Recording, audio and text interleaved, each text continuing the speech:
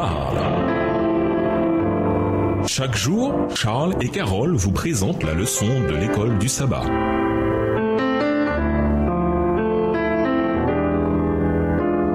Bienvenue dans votre émission Dieu nous parle. Nous voilà sur le mercredi. Ceux qui étaient hors de portée, c'est nous. Ésaïe 53, les versets 3 à 9. Pareil à une plante vulnérable, apparemment sans valeur et méprisée, Ésaïe 53, versets 2 et 3. Voilà la description que nous avons ici du serviteur souffrant. Avec Ésaïe, nous sommes passés en un instant d'une jeunesse innocente au bord de l'abîme. Même avec l'arrière-plan donné plus tôt, nous ne sommes pas préparés au sens où nous serions résignés au sort du serviteur. Au contraire, Ésaïe nous a appris à chérir l'enfant qui nous est né, le prince de paix suprême. D'autres le méprisent, mais nous savons qui il est vraiment. Quelqu'un a dit, nous avons rencontré l'ennemi et l'ennemi c'est nous. Le serviteur n'est pas le premier à être méprisé, rejeté ou un homme de souffrance. Le roi David était tout cela à la fois quand il fuyait son fils Absalom. 2 Samuel 15, verset 30. Mais la souffrance qu'endure ce serviteur n'est pas la sienne et elle n'est pas la conséquence de son propre péché. Il ne la porte pas non plus pour une autre personne. Le Seigneur a fait venir sur lui notre faute à tous. Ésaïe 53, le verset 6. La réponse à la question « Pourquoi ?» est l'épouvante vérité d'Ésaïe. À cause de l'amour de Dieu, son Messie choisirait de souffrir. Mais pourquoi? Ésaïe enfonce le clou. Pour compléter cette vérité impensable, il choisirait de souffrir afin d'atteindre ceux qui étaient hors de portée, et ces gens-là, c'est nous. Ceux qui ne comprennent pas considèrent que le serviteur est frappé par Dieu. Ésaïe 53, le verset 4. Tout comme les amis de Job pensaient que c'était son péché qui avait dû provoquer sa souffrance, et de la même manière que les disciples de Jésus lui demandèrent « Qui a péché, lui ou ses parents ?» pour qu'il soit né aveugle.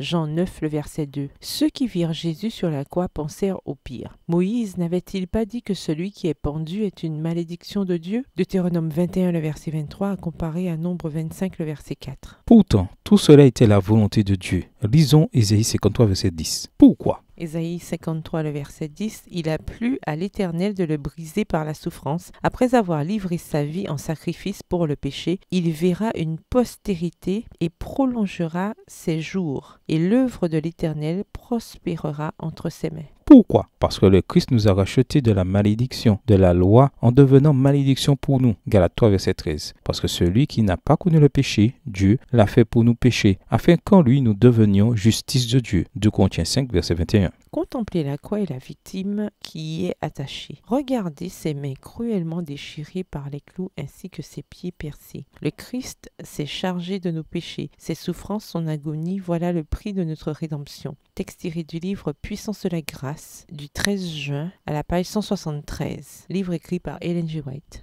Le fardeau, la culpabilité, le châtiment pour les péchés du monde entier, chaque péché commis par chaque pécheur tombèrent sur Christ à la croix, en même temps comme seul moyen de nous sauver. Qu'est-ce que cela nous indique sur l'horreur du péché pour qu'un prix aussi grand ait dû être payé afin de nous en racheter? Qu'est-ce que cela nous indique sur l'amour de Dieu qu'il ait fait cela pour nous en payant un prix aussi élevé? Au revoir. Et à demain si Dieu veut.